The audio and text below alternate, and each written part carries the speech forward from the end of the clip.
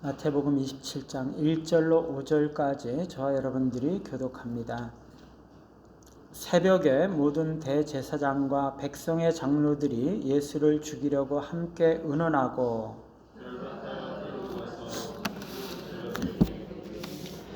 그때 예수를 판 유다가 그의 정죄됨을 보고 스스로 뉘우쳐 그 은 30을 대제사장들과 장로들에게 도로 갖다 주며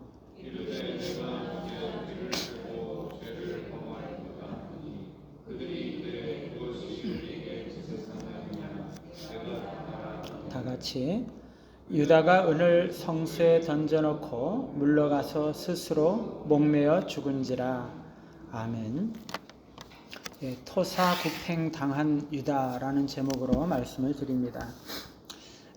사자성어의 토사구팽이라는 것은 이 토끼가 죽으면 개를 삼는다라는 뜻이죠.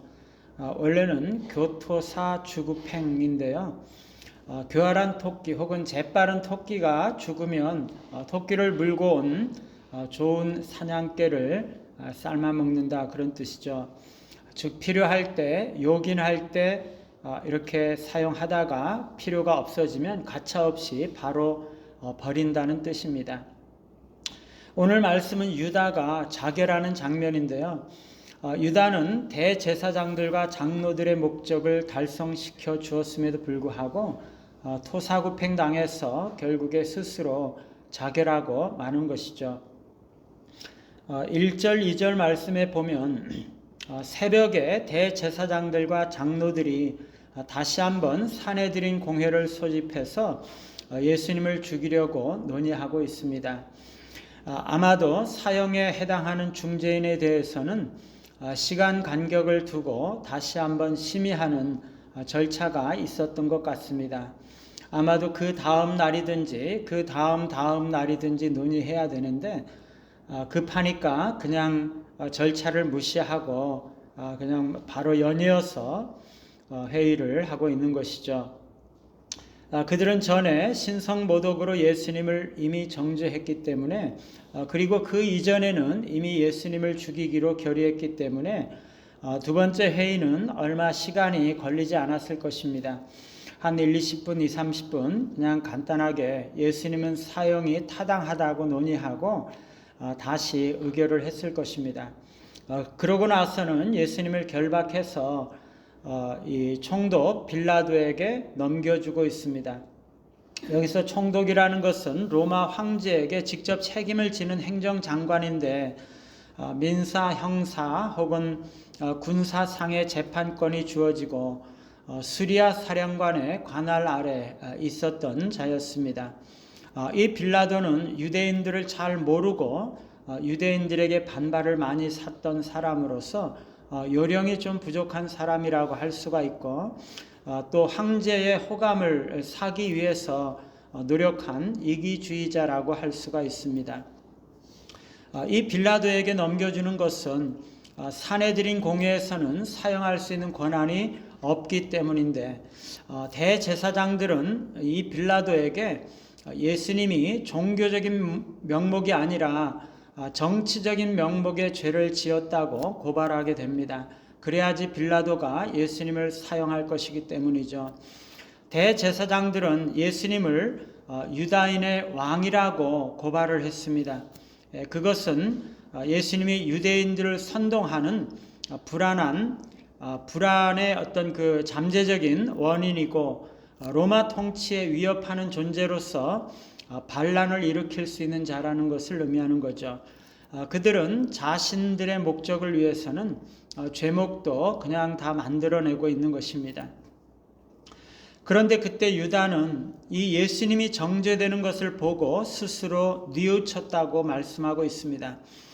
그 말은 유다가 처음부터 예수님께서 무죄라는 것을 알고 있었다는 뜻이죠. 유다가 예수님을 팔았던 것은 그가 죄가 있었기 때문이 아니라 신적인 능력을 가지신 예수님께서 정치적인 메시아라고 생각을 했고 예수님이 체포되고 죽을 상황에 처하게 되면 메시아적인 능력을 발휘해서 공개적으로 나타냄으로써 자신이 원했던 그 일, 로마에 대항하는 어떤 군사적인 행동을 할 것이라고 생각을 했기 때문이죠. 그런데 예수님께서 사내들인 공회에서 사형을 언도받고 빌라도에게 넘겨지고 있거든요. 그것을 보면서 유다는 아차 싶었던 거죠. 그는 너무나 비극적으로 예수님의 메시아 사명에 대해서 오해했던 것입니다. 그는 자신의 생각이 잘못되었다는 것을 깨닫고 대제사장들과 장로들에게 달려가서 자신의 실수를 고백합니다. 내가 무죄한 피를 팔고 죄를 범하였도다. 유다는 자신의 죄를 깨닫고 그것을 고백하고 있습니다. 그는 기회가 주어졌을지라도 이 순간에 구주 예수님께 죄를 고백하며 용서를 구하지 않았던 거죠. 그는 전에 예수님과 함께 다니는 동안 예수님의 신적인 권능을 경험했을 뿐만 아니라 특별히 예수님께서 죄를 용서하시는 하나님이시라는 것을 보고 경험을 했을 것입니다. 그러나 그는 그동안 마음의 근본적인 변화를 경험하지 못했고 예수님께서 진정으로 죄를 용서하시는 하나님이시며 그의 근본적인 사명이 죄로부터 인류를 구원할 영적인 메시아라는 것을 깨닫지 못했던 것입니다. 만일 그가 그것을 깨닫고 예수님께 돌아와 자신의 죄를 고백하고 용서를 구했다면 그는 구원을 받았을 것입니다. 유다는 자신의 죄책감 때문에 미래를 직면할 자신이 없었던 것이고 그래서 그는 그 은 30을 돌려주기 위해서 대제사장들과 장로들에게 돌아가서 자신의 죄를 고백하는 것입니다. 그러나 대제사장들과 장로들은 너무나 싸늘했죠. 그것이 무슨 상관이냐? 내가 당하라. 전에 유다가 와서 예수님을 팔아 넘기겠다고 했을 때 그들은 유다를 아주 환영하면서 아주 따뜻하게 대했을 것입니다. 그런데 유다가 자신들의 목적을 이루어 주었을 때는 그들은 더 이상 유다에게는 관심도 없었고 유다는 그들에게 신경 쓰고 싶지도 않았던 귀찮은 존재였을 뿐입니다.